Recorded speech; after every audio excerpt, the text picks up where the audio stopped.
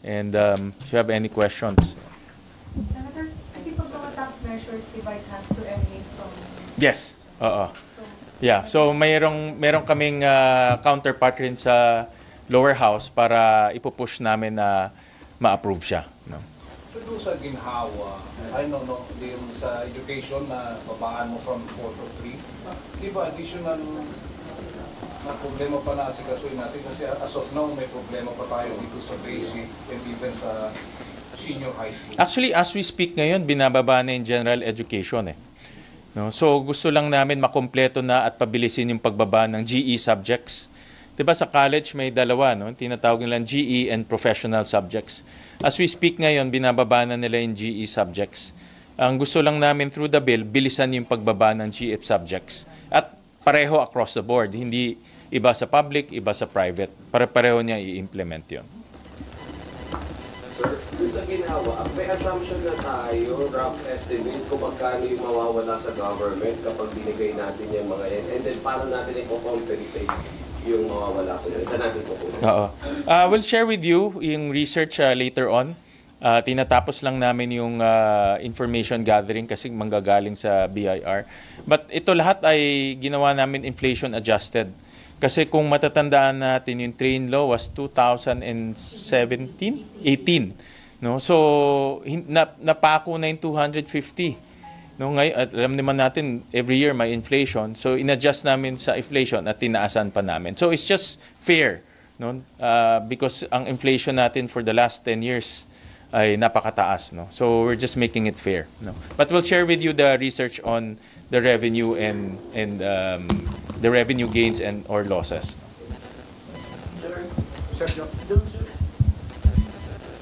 Doon sir sa online gaming, maghihigpit lang kayo, hindi totally i-eradicate yung online gambling. Tapos ibababa ninyo sa 10,000.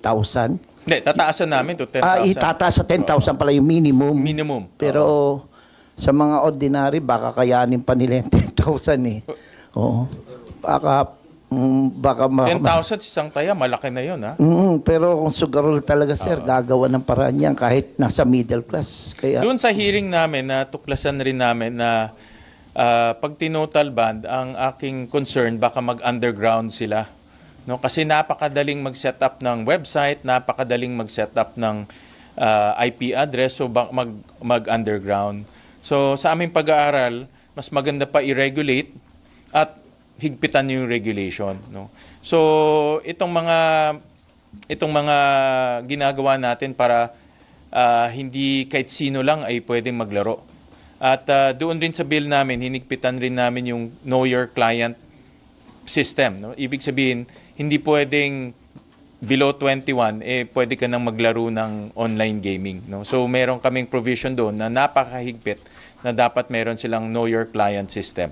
No? Ngayon kasi basta mag-log on ka lang, pindutin mo lang, I'm over 18, laro ka na kaagad eh. So ngayon dapat may biometrics, papakita mo yung ID mo at iba pang mga measures para masigurado na over 21 ka. No? Yung 10,000 naman open naman. During the hearing kung talaga mababa ako, I'm open to raising it. No? Pero ngayon zero eh. There's no floor price. So ibig sabihin kahit 20 pesos pwede kang tumaya. No? Sir, sorry, clarification lang. Si online gambling, kasali na rin po yung e-sabong, if ever. All yes, sorts. kasali na siya doon. But ang e-sabong, walang law banning it, but I know there's an executive order banning it. No? So, siguro pag-aralan, kasi ako personally, I'm against e-sabong. No? Dahil talagang nakita naman natin yung nangyari nung inalawin e-sabong.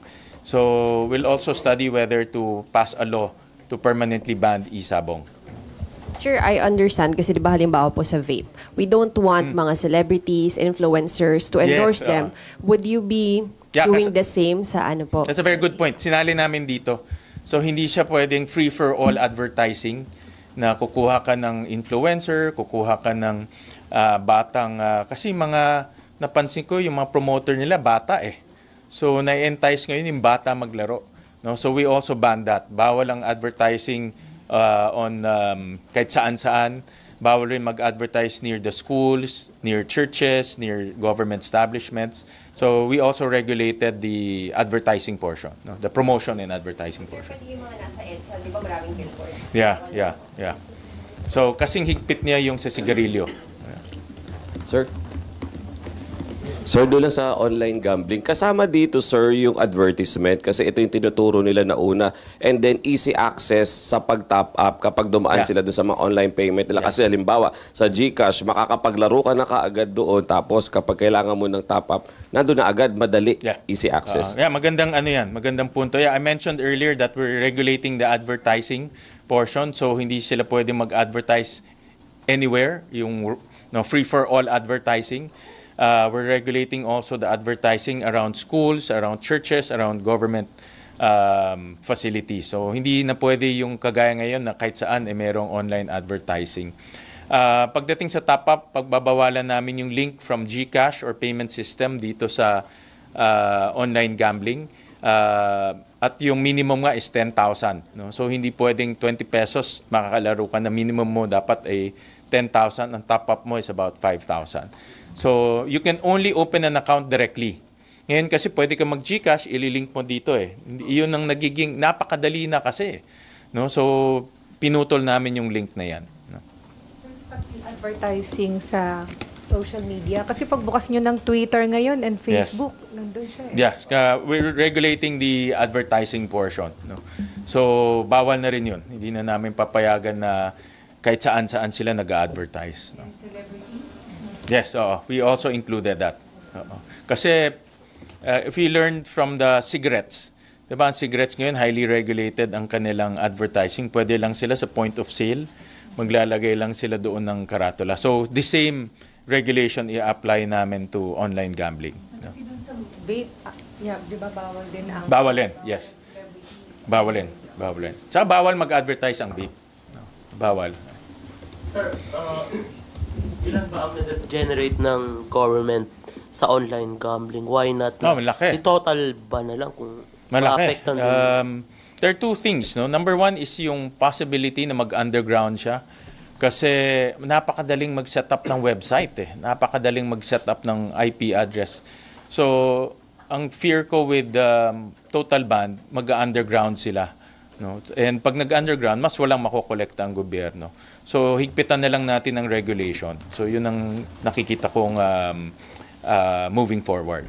Sir, inutil ba ang PAGCOR? Kasi marami rin mga illegal operators ng online gambling. At hirap silang matukoy yun, di ba? Oo. Yeah. Inutil ba sila? Well, kailangan nila higpitan sarili nila. No? Kailangan nila higpitan sarili nila. Kailangan nila, parang Pogo yan. Diba? Ang PAGCOR ang regulator ng Pogo. Kung ang regulator ay hindi magiging aktibo or hindi magiging alisto, magiging problema talaga. So, kailangan talaga higpitan nila yung regulation nila. Paano yung kasi di ba yung may yung ibang ang pagkakabanggit yung may operators actually hindi naman talaga naka-base dito sa Pilipinas. Yung ibang mga For online? Online. Hindi, dapat dito sila sa Pilipinas. Ang regulation ng PAGCOR dapat nandito ka sa Pilipinas. So, may physical presence yung mga gamit mo, mga online na gamit mo nandito sa Pilipinas. So, that's the regulation. Para may saklaw tayo. Kasi kung nasa ibang bansa sila, wala tayong saklaw. No? So, nandito sila physically. And they have to get a license from PAGCOR. So, iyon ang problema, sir. Paano natin isama yung operating abroad pero being accessed locally? From my understanding, yung mga operation abroad, hindi pinapayagan dito yan. From my understanding, because you need a license. You need a license from PAGCOR. So, hindi ka pwedeng, let's say, nasa Cayman Island ka tapos mag-ooperate ka dito because you need a physical license from PAGCOR. Iba-block ka nila. Kung meron man, mga illegal yun. Mga illegal yun.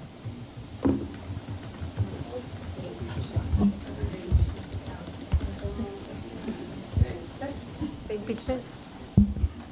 So kung okay lang po, Senator, dun sa impeachment, kasi there have been talks na pwedeng may mag-move ulit to dismiss the articles of impeachment. It was done by Senator De La Rosa when you convened as impeachment court.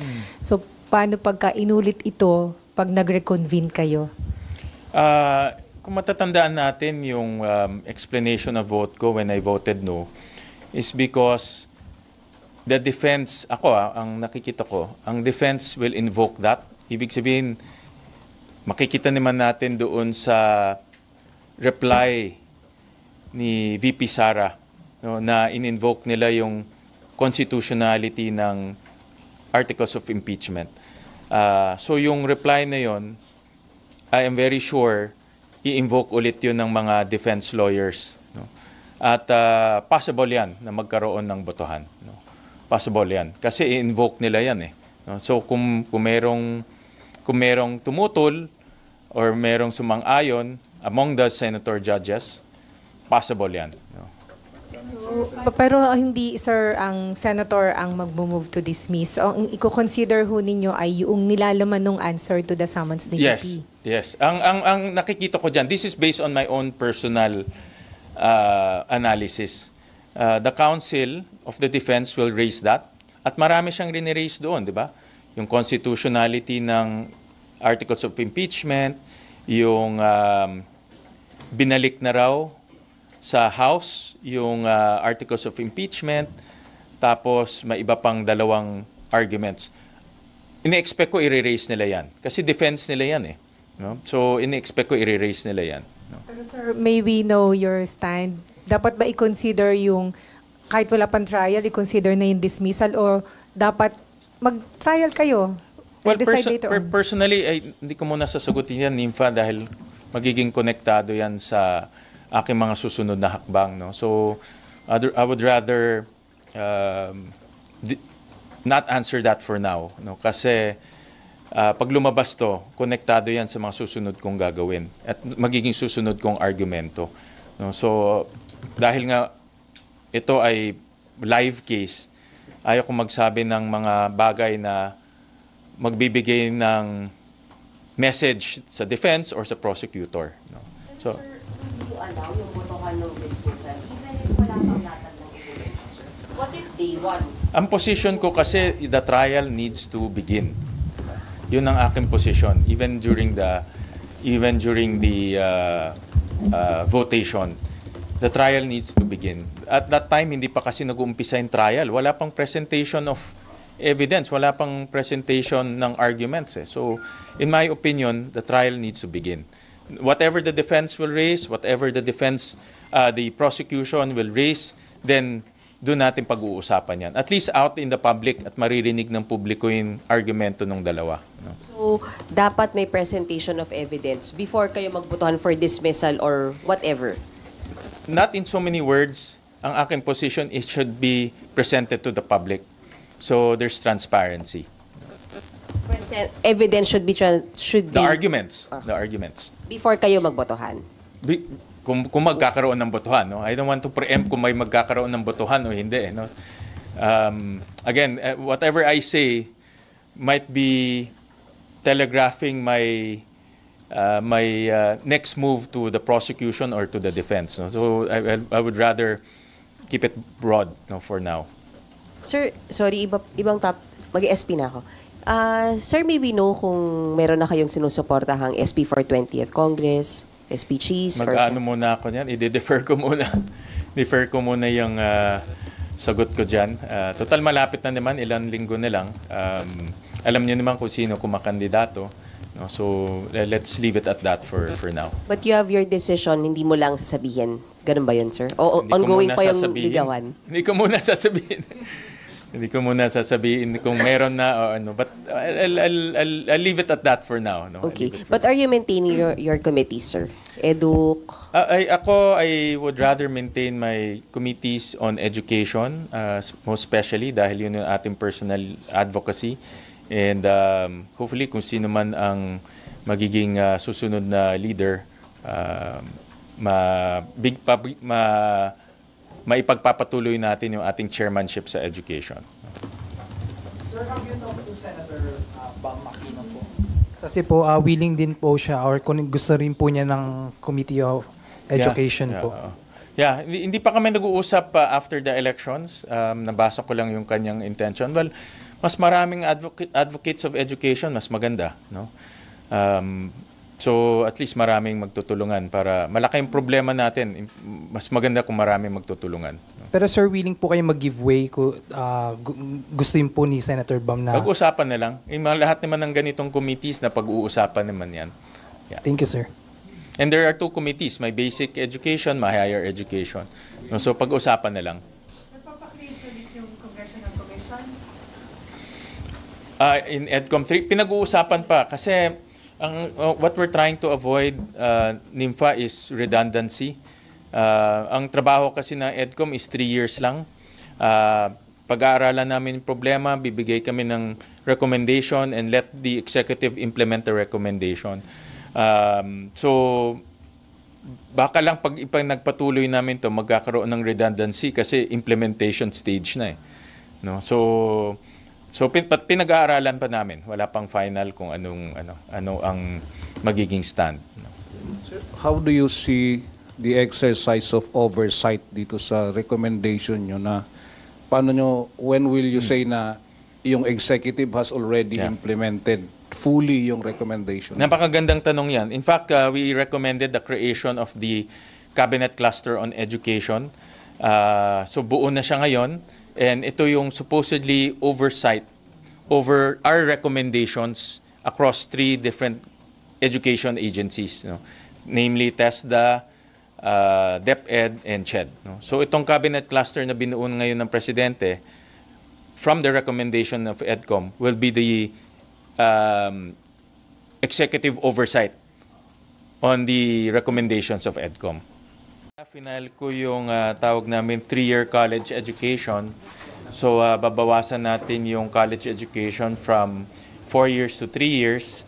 Itong practice na ito ay ginagawa sa maraming bansa, especially sa Commonwealth countries like the United Kingdom, Canada, Australia. So pagpasok ng bata sa kolehiyo, ang kanyang pag-aaralan ay yung kanyang major na. Diretso na siya dun sa major.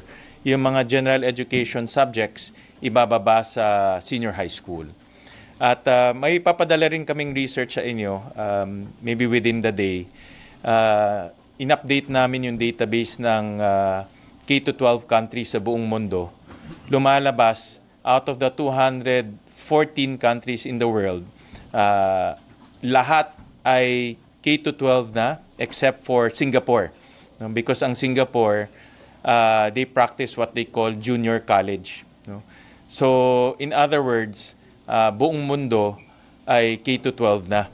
No? So, in-update lang namin and we'll share with you our research later on.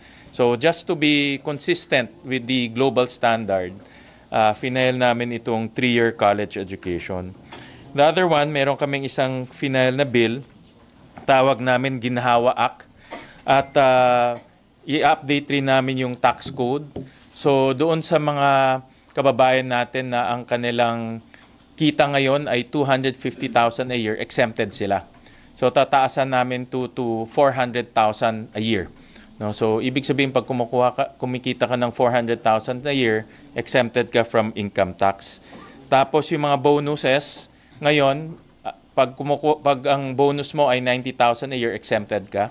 Tataasan namin yan 250,000 a year, exempted ka. So kung ang bonus mo ay 150,000, exempted ka rin sa income tax. Yung service charge sa mga restaurants, i-exempt rin namin siya sa income tax. Kasi yung service charge natin equivalent to tips. No? So, and tips naman ay kusang loob yan na binibigay sa mga waiters. So, ang proposal rin namin, tatanggalin ninyo yung income tax on service charge.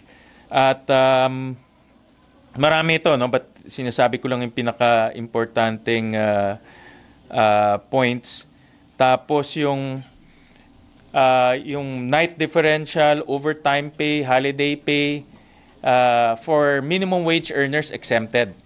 Pero in-expand namin to. So lahat ng mga kababayan natin na nag-overtime, may hazard pay, may differential pay, gagawin rin income tax free. No? Dahil yung hazard pay, binibigay nga yan dahil hazardous yung trabaho mo. Pero kakaltasan pa ng gobyerno. Diba? Kaya nga binibigay yan dahil delikado yung trabaho mo. Dapat hindi nakaltasan ng gobyerno. So ito yung nasa loob ng ginhawa bill. Ang gusto namin mabigyan ng ginhawa, no, yung mga kababayan natin na nasa income earning segment. And then nag-filing kami ng isang bill para higpitan yung online gambling sa ating bansa.